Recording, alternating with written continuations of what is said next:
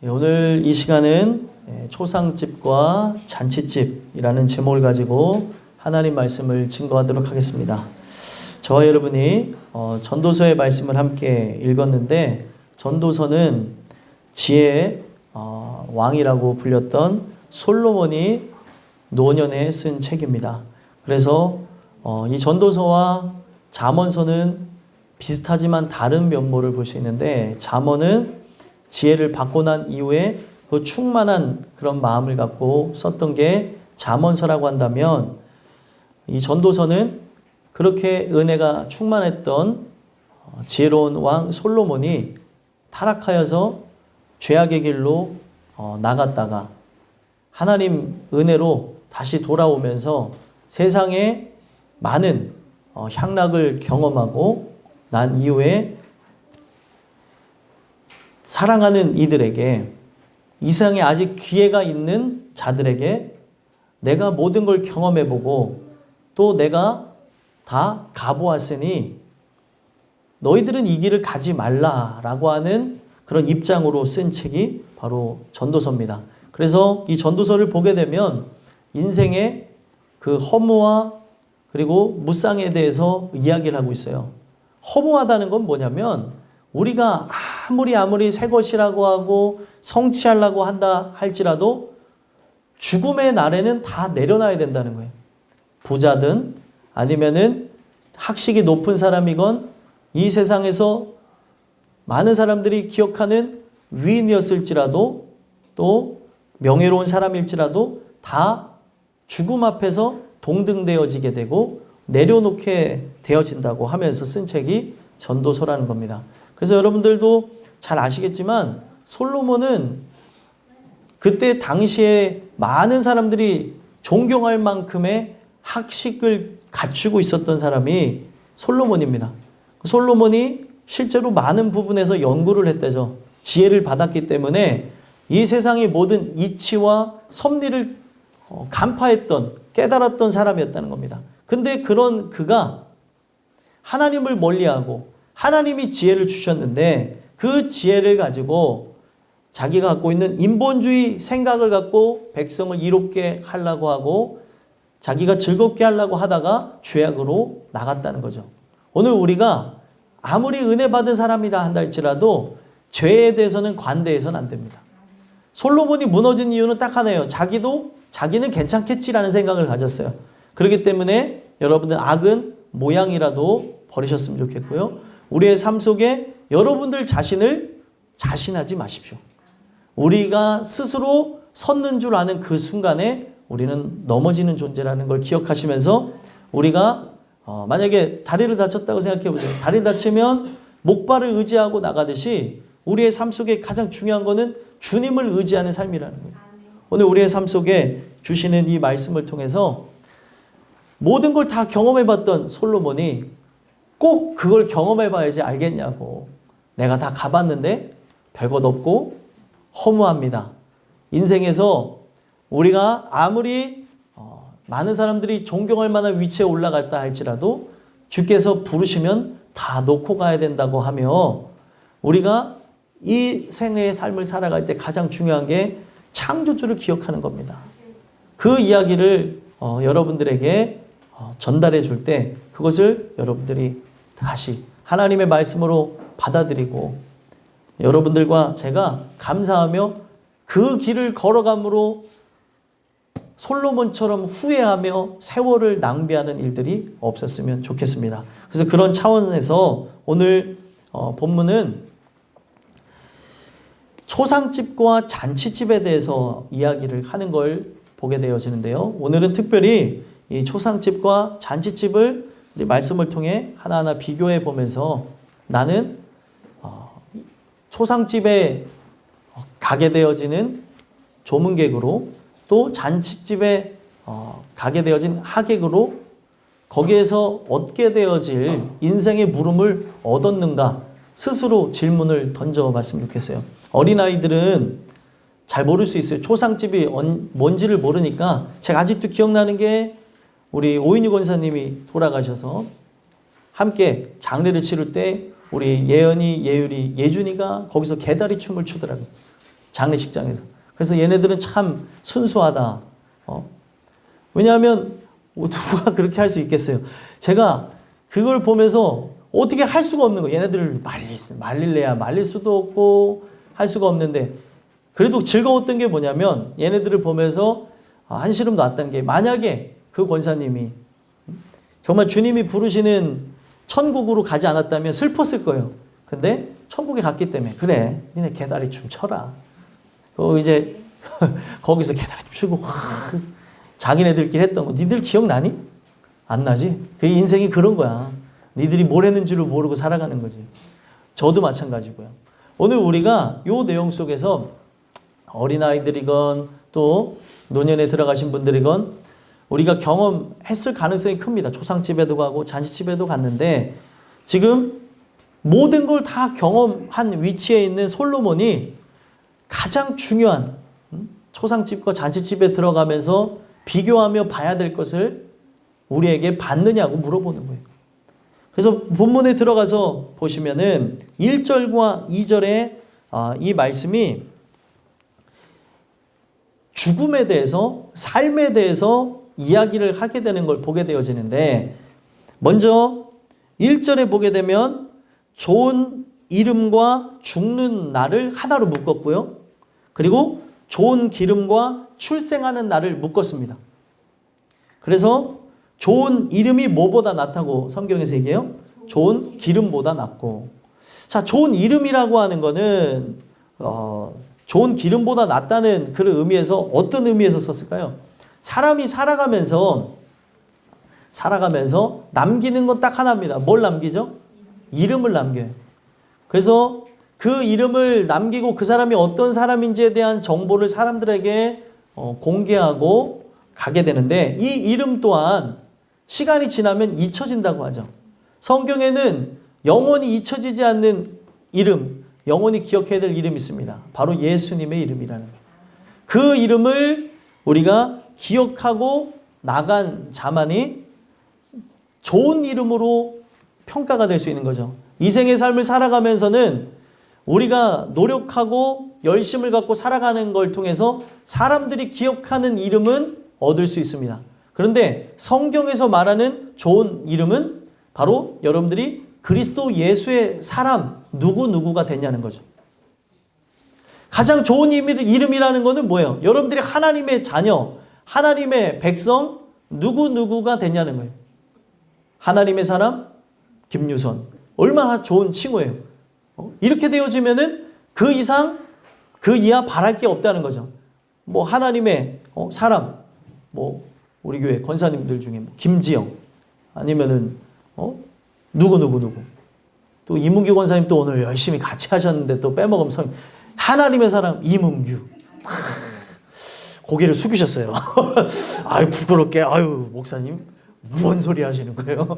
예. 아니 이거만큼 좋은 게 어딨냐는 거예요. 세상이 기억하는 그 어떤 이름보다 하나님의 사람, 그리스도 예수의 사람으로 여러분들은 기억돼야 된다는 겁니다. 근데 사람들은 이 세상에서 성공한 이름으로만 남기려고 하죠. 유명한 사람이 있어요. 유명한 손안의 세상을 만든 사람, 그 사람도 결국엔 죽었습니다. 예? 뭐뭐 잡스라 그러잖아요. 또 결국에 그 사람 같은 경우도 점점점 잊혀져가는 사람이 되어졌다는 거죠. 그래서 여러분들과 제가 아무리 좋은 업적을 남긴다 하더라도 내가 이 세상 살아갈 때에 가장 좋은 이름, 예수 그리스도의 사람이 되어지지 않았다면, 그리스도의 사람, 하나님 사람 누구가 되지 않았다면 의미가 없다는 겁니다. 그런데 반면에 뭐보다 낫대요? 이 좋은 이름이 좋은 기름보다 낫다고 한 이유가 뭐냐면, 좋은 기름 자체는 이 성경에서 이야기하는 게 보배로운 그런 기름이라 한다 할지라도, 그리고 이 기름 자체가 영농해서 사람들이 이 기름을 갖고, 우리나라는 기름을 먹죠.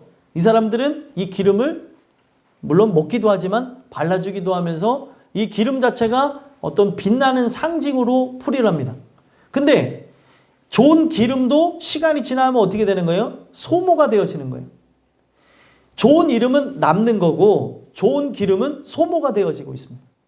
그렇기 때문에 좋은 이름이 더 낫다고 표현하는 거죠. 우리가 이 세상을 살아가면서 결국에 이 세상의 삶은 싸우고 그리고 전투하며 치열하게 경쟁하면서 살아가는 겁니다. 그래서 아무리 사람들이 부러워할 만한 기름을 갖고 있을지라도 이 좋은 기름이라고 하는 거는 사실 가난한 사람은 소유할 수가 없었어요. 부자들이 소유할 수 있었고 그리고 이것을 통해서 그 사람의 명예를 상징할 수 있는 것인데 그래서 기름을 부음받는 사람들에게는 하나님의 사람들이기도 하죠. 근데 시간이 지나면 이 모든 것들이 소모되어지고 시간이 지나면 다 내려놔야 되는 위치에 있다는 거예요.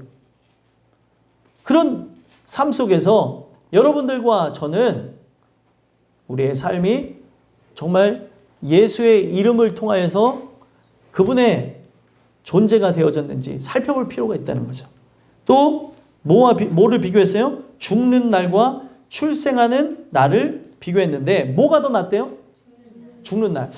여기서 이제 사람들이 이제 갈리게 되죠. 요즘 안 그래도 신종 코로나 바이러스가 유행하고 있는데 상엽아? 상엽이가 코로나 바이러스를 정말 무서워하더라고. 코로나 바이러스가 널 무서워해야지. 네, 그러면 무서울 수 있어요. 조심해야 되는 건 당연한 겁니다. 근데 오늘 이 내용을 보면 제가 우스갯소리를 말씀드렸지만 사람들은 죽는 날을 좋아할까요? 아니면 태어난 날을 좋아할까요? 태어난 날을 좋아하니까 그 태어난 날을 우리가 기억하면서 뭘 만들었어요? 생일 축하합니다 하면서 막 그랬는데 어제 예은이 생일을 축하해 줬어요. 그랬더니 그 교회에 놀러 왔던 형들이고 누나들이고 해서 생일 축하한다 하면서 막 했더니 예은이가 막 좋아가지고 어떻게 하지를 못해서 엄마 뒤에 숨더라고요. 엄마가 가서 생일 줬거라고.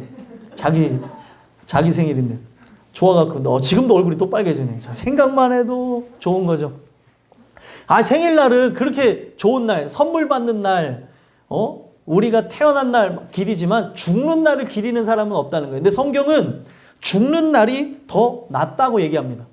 왜 그런 얘기를 할까요? 죽는 날이 상징하는 거는 뭐예요? 끝나는 게 아니에요. 죽는 날과 함께 시작되어진 영원한 날이 오게 된다는 거예요. 그래서 죽는 날이 더 낫다는 거죠.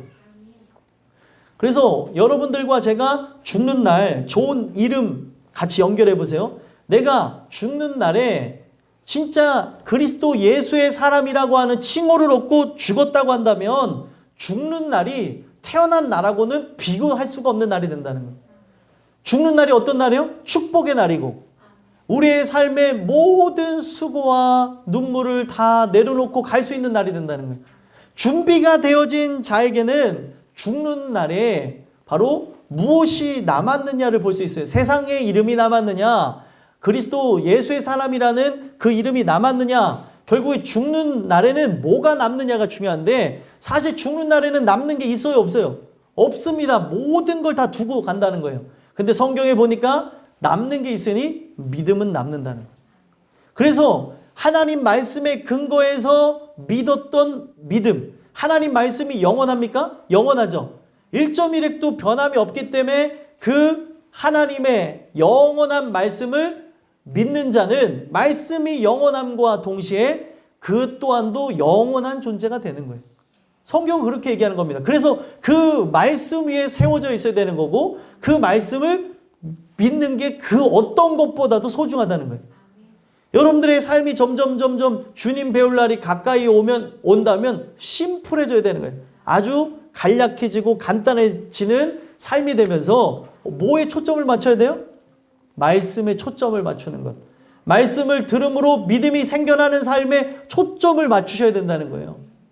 은퇴하게 되면은 산과 들로 바다로 해외로 나갈 생각 하시는 것도 좋습니다. 근데 그것보다 내가 준비되어졌는가? 쉬지 말라는 게 아니에요. 은퇴한 이후에 쉬는 것도 좋은데 남을 위한 삶을 살아가며 그 사람들에게 복음 증거하는 것들을 생각해보며 말씀에 더 가까이 나가는 것들을 생각해봐야 된다는 거예요.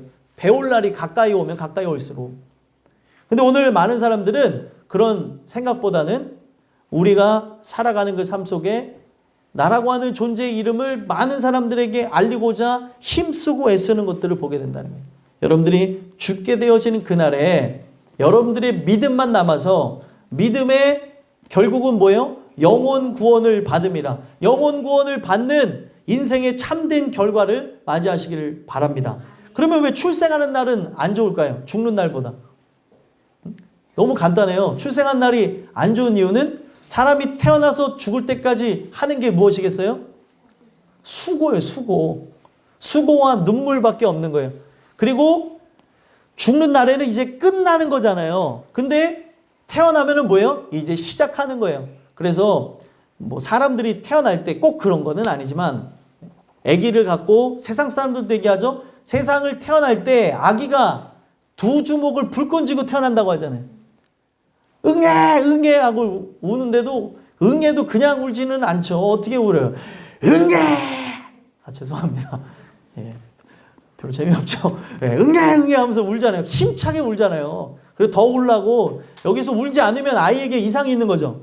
예, 때려서라도 울잖아요. 그렇죠? 그래서 막 이 아이가 두 주먹 불끈 쥐고 우는 걸 보는데 이 세상에 태어남과 동시에 죽는 그날까지 나타나는 게 뭐냐면 자기 의와 싸움이 계속 되어진다. 자기 의와 싸움. 여러분들은 싸우는 것 같아요? 지금 싸우지 않는 것 같아요? 엄청 싸우고 있어요. 어떻게 하면은 내가 내 힘을 의지하며 살아갈까? 내 능력을 의지하며 살아갈까? 어떻게 하면 평안하고 안락할 수 있을까? 어떻게 하면 성공할까? 어떻게 하면 하면서 우리는 끝도 없이 시도하면서 이 올라오는 의와 함께 살아가는 겁니다. 근데 우리가 죽을 날이 가까우면 가까울수록 죄송한 얘기지만 예, 연세가 드신 분들 죄송합니다. 오해하지 마십시오. 죽을 날이 가까우면 가까울수록 이 세상에 있는 많은 것들을 경험하면서 의들이 끊어질까요? 안 끊어질까요? 끊어집니다. 죽을 때까지 의는 올라오지만 젊은 사람의 막 올라오는 그 의하고는 좀 다르다는 거죠. 의욕이 살아가면 살아갈수록 여러분들 생겨나요? 아니면 생겨나지 않아요?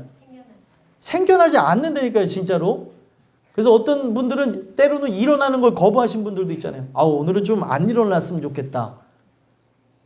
이대로 그냥 갔으면 좋겠다라는 생각이 드는 연세가 되신 분들도 있는가 하면 그게 무슨 소리야? 이런 사람들도 있을 거예요. 오늘 우리의 살아가는 삶 속에 이게 살아가면서 자연적으로 육체가 쇠약해지면서 일어나는 의가 점점 사라지는 모습 속에서 일어나는 일들인데 여러분들과 저는 죽는 날에 준비되어진 자로 행복한 죽음을 맞이했으면 좋겠어요. 그래서 잠언서 14장 32절인가요? 거기 보면 이런 말씀이 있어요. 악인은 그의 환난에 엎드러져도 의인은 그의 죽음에도 소망이 있느니라. 여러분들이 정말 의를 얻은 자라고 한다면 은혜 받은 죄인, 그걸 저는 의인이라고 하잖아요. 우리 교회에서는 은혜 받은 죄인이 되셨다고 한다면 죽음에도 소망이 있는 거예요. 그래서 예수님이 세상 사람들은 심판받고 그리고 세상 사람들이 볼 때 죽는 거에만 관심 가지면서 누가 죽었대 하면서 예수님 앞에서 얘기하던 얘기를 예수님이 들으시면서 실로암 망대 18사람이 죽은 거를 보면서 너희들은 어떤 생각을 하느냐? 그들의 죄만 있어서 죽었다고 생각하느냐? 말도 안 되는 얘기를 하는 사람들이 있어요. 목회자가 성경을 가까이 해야 되고 성도가 가까이 되는 이유가 이게 우리 오늘날 지금 바이러스가 전 세계로 퍼져나가니까 이게 중국의 죄라고만 단언하는 사람들이 있어요. 그렇게 해석하게 되면은 나는 의인입니까? 우리도 죄인인데 예수님이 하신 말씀을 반박하는 거죠. 예수님이 실로암 망대 죽은 사람들을 향하여서만 손가락질하는 그 유다 사람들을 보면서 하신 말씀이 우리가 죽는 것보다 어디를 가느냐가 중요하다는 얘기라서. 오늘 우리가 바이러스로 죽을 수도 있고요. 사고로 죽을 수도 있고 또 내가 원치 않는 일들로 인해서 죽을 수도 있는 게 삶입니다. 자살 외에 내가 의도하지 않은데 죽을 수 있는 삶이 펼쳐질 수 있다는 거예요. 그랬을 때 여러분들이 어디를 가느냐가 중요한 것이지 죽는 게 실패한 건 아니라는 거예요. 사람들은 죽는 거를 실패했다고 하고 죽는 것을 되게 비관적으로 보는데 성경은 죽는 게 실패가 아니고 비관할 게 아니라 어디를 가냐가 중요하냐는. 그래서 주님은 내가 오늘날 준비되어진 자로 회개했는가에 집중하며 내 인생을 바라봐야 될 것이다. 이런 말씀하셨다는 거예요. 그러면은 이런 모든 바이러스가 창궐하는 이때에 나에게도 이 바이러스가 걸려서 지금 한국에는 돌아가신 분들이 전혀 없지만 그 죽은 사람의 1호가 내가 될 수도 있다는 입장을 생각해 볼 때 나는 준비가 됐느냐 한번 생각해 보자는 거예요. 준비가 되지 않았다고 한다면 뭐를 위해 살아가냐는 거예요. 아무리 부자가 됐을지라도 천하를 얻었을지라도 여러분들이 준비되어질 것이 준비되어지지 않은 채 죽었다고 한다면 아무리 내가 노후를 잘 마련해 놓고 내가 우리의 삶을 이렇게 펼쳐야지 하는 그 어떤 것이라 하는 것을 내가 준비했을지라도 의미가 없다는 겁니다. 여러분들과 제가 이 죽는 날을 행복해하고 감사하는 날이 오시길 간절히 소망합니다. 그래서 2절에도 똑같이 얘기하죠. 2절에도 죽는 날과 또 삶에 대해서 얘기하는데 한번 읽어볼까요? 읽어보겠습니다. 시작. 초상집에 가는 것이 잔치집에 가는 것보다 나으니 모든 사람의 끝이 이와 같이 됨이라. 산자는 이것을 그의 마음에 둘지어다. 아멘. 이 내용을 보니까 초상집과 잔치집을 비교했죠. 초상집에 가는 것이 잔치집에 가는 것보다 나으니 모든 사람의 끝이 이와 같이 됨이라. 이런 얘기를 했어요. 왜 초상집에 가는 게 좋을까요? 초상집에 가는 게. 우리나라 정서에서는 초상집 가는 걸 좋아해요? 안 좋아해요? 싫어하죠. 옛날 어르신들이 저한테 했던 얘기 아직도 기억나요. 제가 어렸을 때 초상집에 가려고 그랬더니 아직도 그런 미신적인 것들이 남아있는 거죠. 그래서 제가 초상집에 가려고 그랬더니 어르신이 한 얘기가 그거예요. 초상집에 가지 마라. 왜요? 그랬더니 거긴 귀신들이 와서 이렇게 있으니까 가지 말라는 거예요. 갔다가 네가 어떻게 귀신한테 탁 잡히면 어떻게 하냐. 가지 마라. 근데 그 말을 했더니 그게 믿음이 생겨나서 엄청 무섭더라고요. 갔다가 귀신한테 잡히면 어떻게 하지? 그래서 안 갔어요. 그게 기억이 나는데 오늘 우리의 삶에 우리 대한민국 정서에서는 초상집을 그렇게 좋게 생각하지 않는다는 거예요. 근데 성경에서 평가하는 초상집은 잔치집보다 좋다는 얘기를 합니다. 왜 그럴까요? 교육을 할 때는 초상집을 데려가야 되는 거예요. 잔치집에 데려간보다. 성경에서 얘기하기를. 왜 초상집에 데려가야 되는 거예요? 결국에 모든 사람은 죽는다는 거예요. 부자도, 그리고 높은 사람도, 그리고 학식이 있는 사람도, 그리고 이 세상에 성공한 사람도 다 죽는다는 거죠. 평등하게 다 죽는다는 거예요. 그럴 때 어린 아이들을 데리고 가서 근데 남의 초상집에 가면 안 돼요.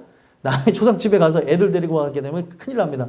우리 사랑하는 사람들이 죽음을 맞이했을 때 우리 아이들을 데리고 가서 가르쳐 주는 거죠. 어느 누구나 다 죽는다. 근데 우리가 이 초상집, 보통 사람들이 이 초상집에 오게 되면 다 슬퍼하게 되는데 우리가 마냥 슬프지 않는 거는 우리에게 소망이 있기 때문이다.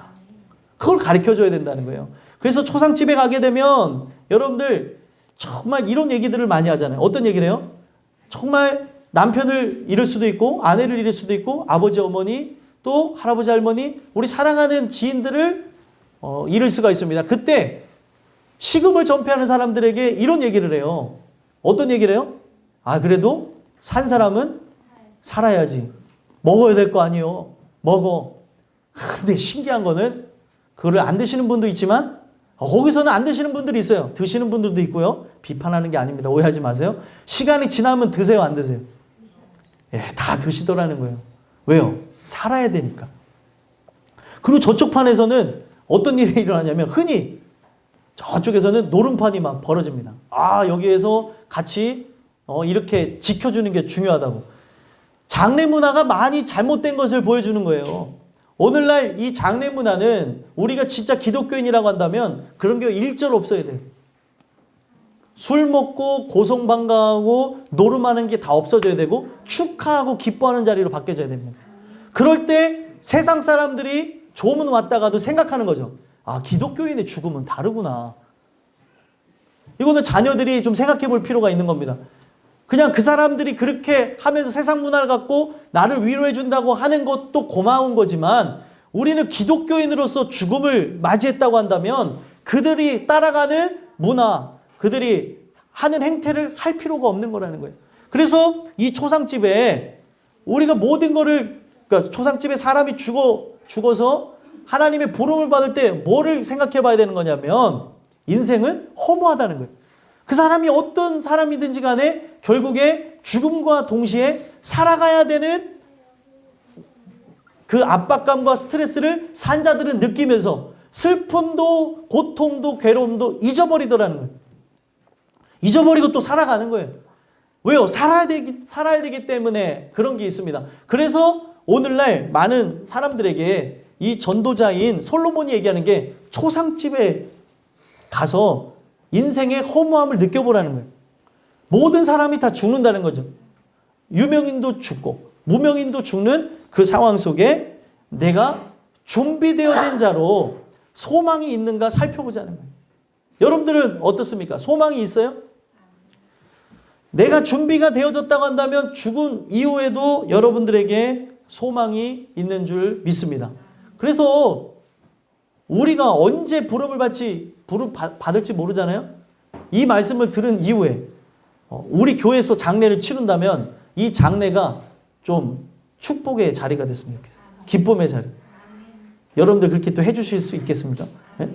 좀 장례 문화가 바뀌어야 되지 않겠어요? 유교 사상이 찌들어가지고 쓰는 단어나 뭐나 아니 죽음과 동시에 천국에 들어가고 지옥에 떨어지는 거예요.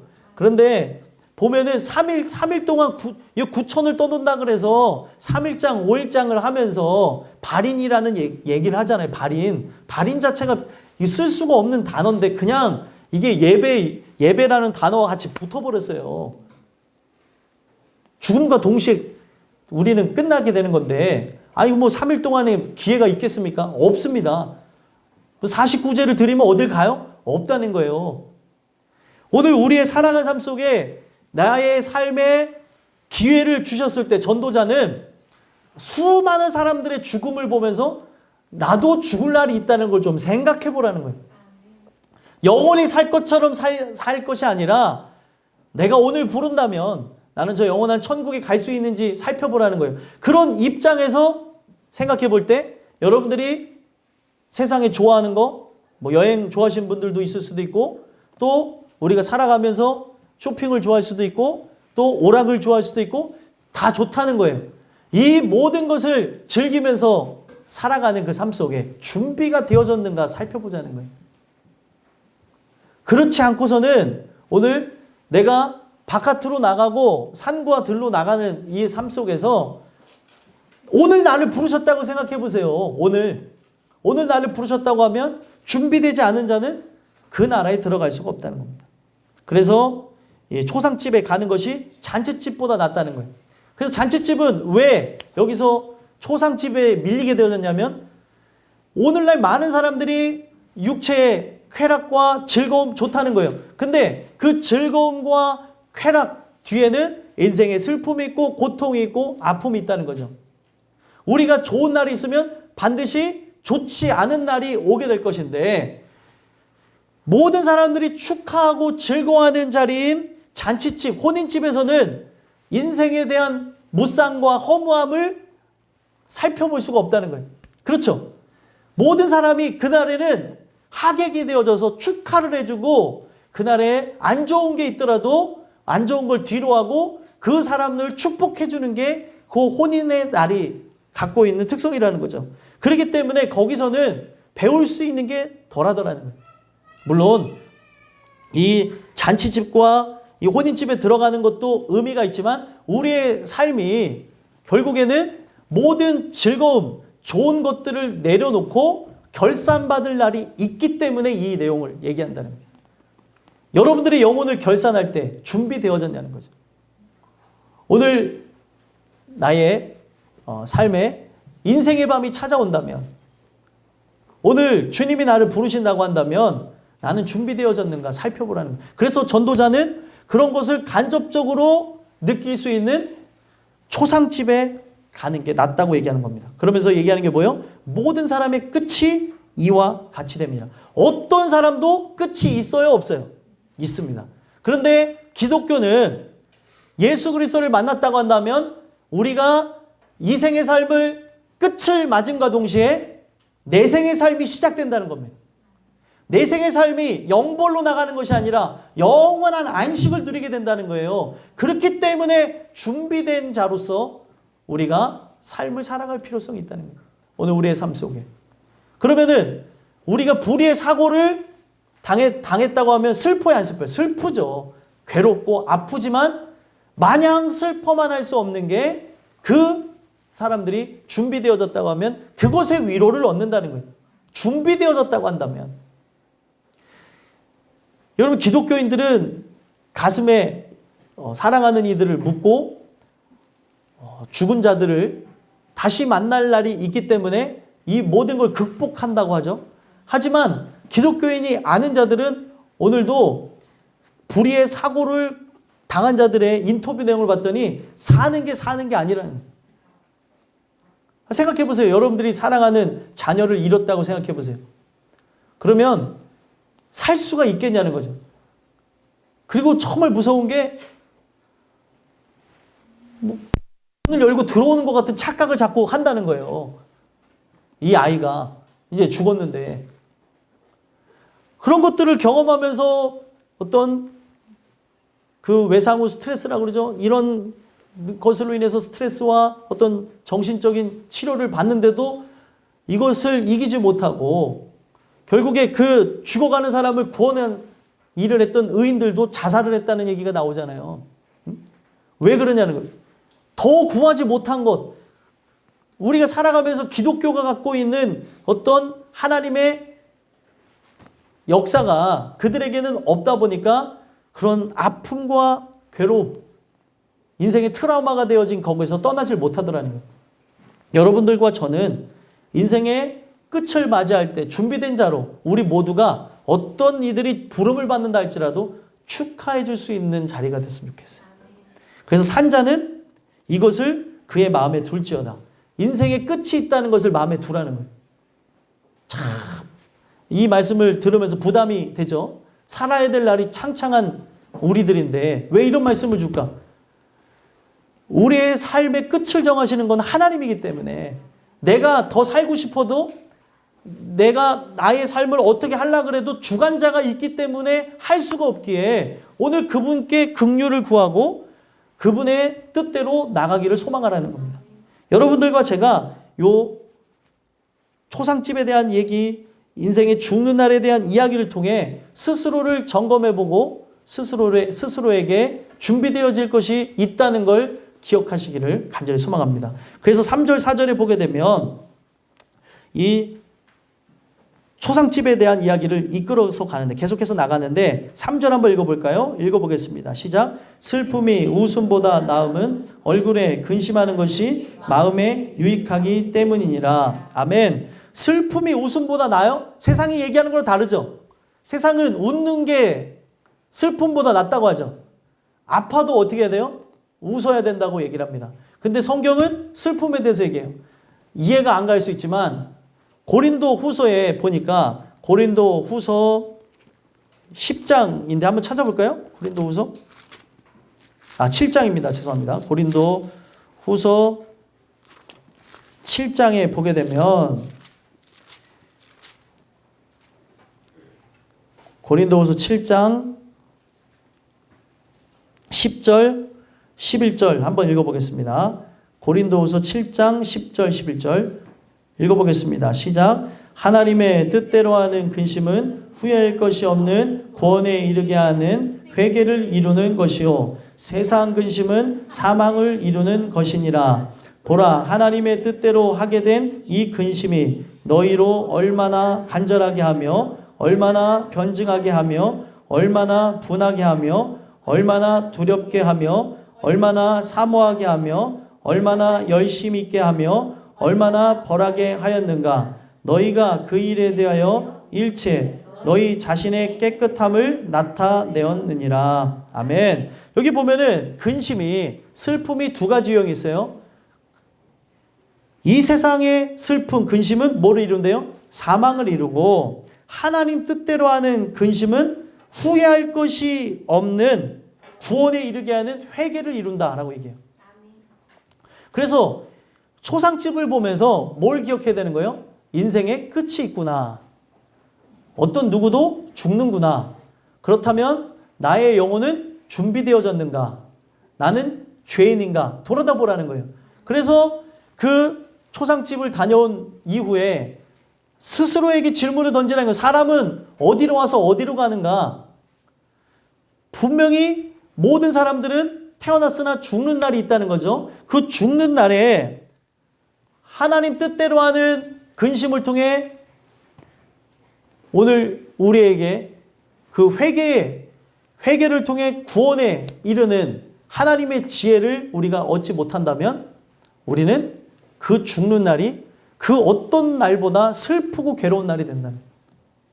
그래서 여기서 말하는 슬픔이 웃음보다 나음은 얼굴에 근심하는 것이 마음에 유익하기 때문이라 이렇게 얘기하잖아요. 여기서 얘기하는 거는 하나님 뜻대로 근심이 일어난 것은 이 세상에 어떤 웃음보다 낫다는 거예요. 여기서 말하는 웃음은 거짓 웃음을 얘기하는 거예요. 사람들이 이런 얘기하잖아요. 세상 사람들이잖아요. 많이 웃는 사람일수록 그에게 슬픔이 많은 경우들이 있다고 심리학자들이 얘기하더라고요. 많이 웃는 사람일수록 슬픔을 더 많이 감추고 사는 경우들이 많다는 거예요. 울 수는 없잖아요. 그래서 이 얼굴은 나를 숨길 수도 있습니다. 근데 여기 보면은 얼굴에 근심하는 게 마음에 유익하다고 하는 거는 얼마나 하나님 뜻대로 하는 근심이 강하게 왔으면 얼굴 낯빛에 이게 드러났냐는 거예요. 내가 죄인인데 내가 아직도 이 죄 문제가 해결되지 않았구나. 이것 때문에 근심해서 얼굴에 무슨 일이 있구나, 고통이 있구나, 괴로움이 있구나 하는 거는 축복받은 현상인데 오늘날 우리가 교회를 다니면서 예수를 믿는다고 하는데 어떤 근심이 있어요? 얼굴에 어떤 근심이 있습니까? 세상 근심이 가득하더라는 거예요. 한번 생각해 볼 필요 있지 않습니까? 목사도 내려놓고 전도사도 내려놓고 권사, 집사 그리고 청년, 성도, 아이들의 이르기까지 한번 스스로에게 질문을 던져보시기 바랍니다. 나에게 어떤 근심이 있는가? 하나님 뜻대로 하는 근심에 사로잡혀서 오늘 내가 근심하며 살아가는가? 아니면 내일 일은 내일 염려하라고 하는 주님의 말씀을 받들지 못해서 쓸데없고 내 영혼을 썩이는 것에 고통받아 하고 나가는가 살펴보자는 거예요. 여러분들이 하나님을 믿는다면 사람의 영혼도 여러분들의 인생도 어떤 누구도 내 힘으로 할 수 없다는 것을 인정하셔야 돼요. 내 힘으로 사람을 변화할 수 없구나. 내 몸에서 난 자라 할지라도 또 내 부모라고 한다 할지라도 내 힘으로 할 수 없어요. 그러면은 우리가 할 수 있는 건 뭐예요? 기도밖에 없는 거예요. 기도밖에 없고 하나님 내 영혼이 이 세상적 근심을 하기보다는 하나님 뜻대로 하는 그런 근심이 있기를 소원합니다. 내 영혼에 향하여서도 그렇고 또 사랑하는 이들의 영혼을 향하여서도 내가 할 수 있는 것은 아무것도 없으니 당신께 맡깁니다. 도와주세요. 세상에서 가장 무능하고 가장 힘없는 것 같지만 가장 힘 있는 게 하나님께 맡기는 거예요. 기도가 뭡니까? 하나님이 개입하시는 거예요. 도와주세요. 근데 오늘날 우리의 살아간 삶 속에 그 하나님의 개입을 원하며 간구하며 나가야 되는데 오늘 내 힘으로 내 능으로 하려고 하니까 근심만 더해져 갔다라는 거예요. 돈 때문에 근심하고 먹고 마시고 입는 것 때문에 더 근심하게 되고 건강 때문에 근심하고 근심이 안 찾아온다는 게 아니에요. 이 모든 건 다 여러분들의 뭐하고 직결됩니까? 사망. 여러분들을 죽이게 한다는 거예요. 세상 사람들도 다 아는 얘기가 뭐예요? 만병의 근원은 뭐래요? 만병의 근원은 스트레스. 또 마음의 이 병이 육체의 질병을 이르게 한대잖아요. 근데 오늘 세상적 근심은 사망에 이른다고 성경에 못 박았는데 쓸데기 없는 그런 많은 근심과 걱정을 하면서 살아가더라는 거예요. 이런 모습을 보면서 하나님 나의 연약합니다. 부족합니다. 도와주세요. 주님, 내가 이제 하나님 뜻대로라는 근심으로 내 영혼이 준비가 되어졌는가? 사랑하는 이들이 영혼이 준비되어졌는가? 하면서 받는 스트레스는 괜찮습니다. 근데 이 스트레스를 그냥 갖고 있으면 또 문제고 어떻게 된다고요? 맡겨드려야 되는 거예요. 하나님 도와달라고. 그래서 얼굴에 근심하는 것이 마음에 유익하다. 오늘 우리의 살아가는 삶 속에 얼마나 많은 하나님 뜻대로 하는 근심이 있으면 얼굴빛에 드러나는 거예요. 사람 얼굴 보면 드러나잖아요. 은혜로 얼굴이 화내요. 얼굴이 화내야 되는데 얼굴이 화를 내고 있어요. 얼굴이 화를 내고 있고, 근데 그 얼굴이 근심빛이 가득하다 간다면 하나님 뜻대로 하는 근심이면은 성경은 좋다는 거예요. 내가 회개에 이르기를 위해서 더욱더 하나님께 간구하며 은혜를 구하시는 여러분들과 제가 됐으면 좋겠습니다. 그래서 지혜자의 마음은 어디에 있대요? 4절에 초상집에 있대요. 초상집에 있을 때 우매자의 마음은 혼인집에 있느니라. 오늘날 많은 사람들 초상집에 있다고 하는 것은 그냥 진짜 초상집에 있다는 게 아니라 진짜 지혜로운 사람은 죽음에 관심을 갖는다는 거예요. 많은 철학자들도 뭐에 관심을 갖느냐? 인생과 죽음에 대해서 관심을 갖다가 하나님을 만나는 사람들이 진짜 소수지만 그런 사람들이 있는가 하면 오늘날 살아가면서 즐거운 것에만 관심 갖는 사람들이 태반이라는 거예요. 여기서 혼인집은 즐거운 것에만, 쾌락에만 관심을 갖는 사람들이죠. 그래서 영혼의 결산할 날에 심판을 맞이한다는 거예요. 한번 생각해 보자는 거예요. 여러분들 즐겁게 놀아도 또 즐겁게 지내셔도 상관없는데 인생의 허무함 끝날이 있다니까요. 이 세상 여러분들 하나님이 정해준 시간 안에 이 세상 삶 속에서 즐기셔도 좋습니다. 단 하나님을 떠난 채 즐기시면 곤란해요. 예배 드리시고 항상 주님과 함께 동행하면서 이 세상에서 주신 자유를 누리는 것은 뭐라고 할 수 있는 게 아니라는 거예요. 방종하지 마시고 자유만 누리면 된다고요. 근데 오늘날 뭐예요? 하나님을 모른 채 하려고 하니까 이게 문제가 된다는 거예요. 오늘 우리의 살아가는 삶 속에 한번 생각해 보자. 지혜자의 마음은 초상집에 있다. 죽는 것에 초점을 두고 항상 내 인생이 어딜 향해 가고 있는가. 돈도 좋고 명예도 좋고 권력도 좋고 모든 게 다 좋지만 죽으면 다 내려놔야 된다는 거예요. 그래서 자기 인생이 진짜 준비되어졌는가를 살펴본다고 하는데, 우매한 자는 이 생의 삶의 즐거움과 쾌락, 좋은 것, 또 맛있는 것, 또 소중한 것, 이런 것을 따라서 살아가다가 멸망으로 이르게 된다는 거예요. 오늘 우리의 살아가는 삶 속에 본질적인 것을 여러분들이 사랑하고 의지하고 나가는 걸 통해 여러분들 이 전도자인 솔로몬이 가슴 절절하게 적어놓은 이 말씀이 여러분들에게 깨달아져서 여러분들의 죽음을 맞이할 날에 하나님을 찬양하며 영광스러운 죽음을 맞이하게 되길 간절히 소망합니다. 그래서 마지막 5절 한번 읽어볼까요? 5절 6절 한 번만 읽어보겠습니다. 5절 6절 여기 5절 6절 한번 틀어주세요. 한번 읽어보겠습니다. 시작. 지혜로운 사람의 책망을 듣는 것이 우매한 자들의 노래를 듣는 것보다 나으니라. 우매한 자들의 웃음소리는 손밑에서 가시나무가 타는 소리 같으니 이것도 헛되니라. 아멘. 자, 지혜로운 사람의 책망, 바로 하나님의 그 말씀을 통하여서 받는 책망을 듣는 것이 이 세상 우매한 자들의 노래, 우매한 자들의 노래가 어떨 것 같아요? 이것 자랑하고 저것 자랑하고 죽으면 내려놓을 것들을 자랑하더라는 거예요. 그래서 여러분들 기독교인인데 기독교인임에도 불구하고 세상 것 자랑하며 노래하는 사람들 있죠? 그런 자들에게 우리는 이런 우매한 걸 노래할 것이 아니라 정말 내 영혼이 오늘 결산받을 날이 이르렀을 때 나는 준비되어졌는가 한번 살펴보자. 그런 걸 얘기할 수 있는 은혜들이 있었으면 좋겠습니다. 그래서 스스로를 하나님의 말씀 앞에 책망하는 것이고, 또 이 말씀 앞에 여러분들이 책망받는다고 해서 찔린다고 해서 도망가다 보면 제일 안타까운 게 뭐예요?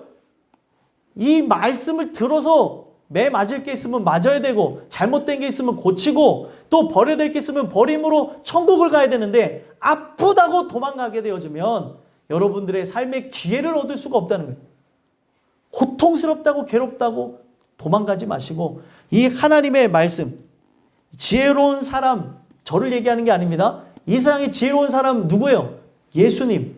그 예수님의 말씀을 듣는 것이 우매한 자들의 노래를 듣는 것, 세상 사람들의 그 쓸데없는 말과 그리고 대화 속에 있는 것보다 낫다고 얘기하면서 우매한 자들이 여러분들을 놀리고 조롱할 수도 있죠. 6절에 보니까 우매한 자들의 웃음소리, 이 세상 살아오면서 여러분들을 조롱할 수도 있고 웃으면서 비교하며 여러분들이 꼭 잘못한 것처럼, 여러분들이 꼭 부족한 것처럼 여러분들의 마음을 짓누르고 아프게 할 수 있습니다. 근데 성경에서 뭐라고 얘기해요? 그들의 웃음소리는 손밑에서 가시나무가 타는 소리 같으니 헛되니라. 이 얘기는 뭐예요? 결국에 이 웃음소리는 나중에 가시나무가 손밑에서 타는 것처럼 그 웃음소리가 다 타들어가고 죽는 날이 올 거라는 거예요.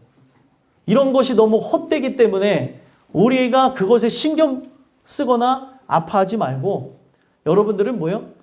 그들에게 지혜자의 소리, 죽는 것을 그들에게 어떤 부분으로 어떤 측면에서 다가올 수 있는가 스스로에게 질문을 줄 수 있는 그런 복음을 증거할 수 있는 여러분들과 제가 됐으면 좋겠습니다. 오늘 이 말씀을 여러분들 안에 잘 새기시고 나가셔서 정말 수많은 사람들이 쓸데없는 것을 향해서 나가죠. 쾌락과 즐거움, 내 인생의 만족감을 위해서 나가는데 그런 자들에게 복음을 증거함으로 온전히 나올 수 있게 되어지는 은혜가 있었으면 좋겠습니다. 제일 먼저는 이게 누구에게 적용돼야 돼요? 나에게 적용되고 그 다음에 나에게서 듣는 자들에게 적용되어짐으로 사는 역사가 있게 되기를 간절히 소망합니다.